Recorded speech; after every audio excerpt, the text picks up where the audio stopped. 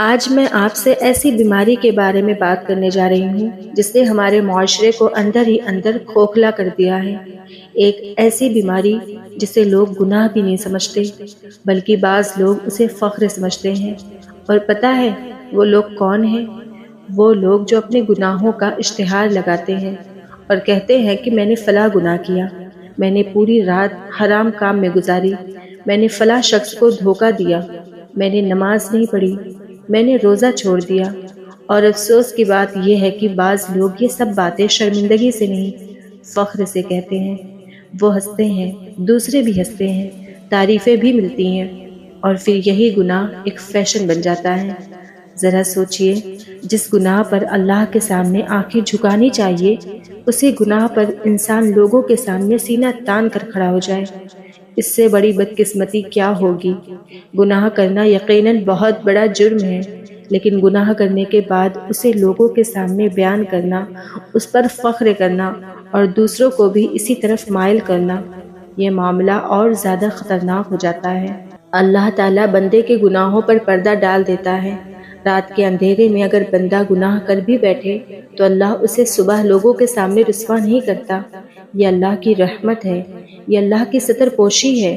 لیکن افسوس، کچھ لوگ صبح اٹھتے ہی خود اپنا پردہ چاک کر دیتے ہیں۔ وہ خود کہتے ہیں کل رات میں نے یہ کیا، میں نے وہ کیا، میں تو ایسا ہی ہوں۔ ہمارے نبی کی ایک نہایت اہم حدیث سنیے۔ حضرت ابو ہریرہ رضی اللہ عنہ روایت کرتے ہیں کہ ہمارے نبی نے فرمایا، میری امت کے تمام لوگ معاف کیے جا سکتے ہیں سوائے ان لوگوں کے جو اپنے گناہوں کو ظاہر کرتے ہیں۔ پھر آپ نے مثال دیتے ہوئے فرمایا کہ ایک شخص رات کو گناہ کرتا ہے، اللہ اس کے گناہوں پر پردہ ڈال دیتا ہے، لیکن صبح وہ خود لوگوں سے کہتا پھرتا ہے میں نے رات یہ گناہ کیا، یعنی اللہ نے اس کا پردہ رکھا مگر اس نے خود اپنا پردہ چاک کر دیا۔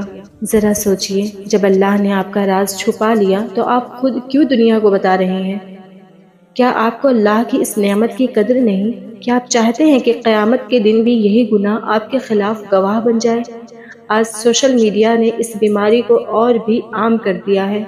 لوگ اپنے گناہوں کی ویڈیوز بناتے ہیں، حرام تعلقات پر فخر کرتے ہیں، حرام کمائی دکھاتے ہیں، جھوٹ، بے حیائی، گالی، نشہ، ظلم، اور پھر کہتے ہیں یہ میری زندگی ہے۔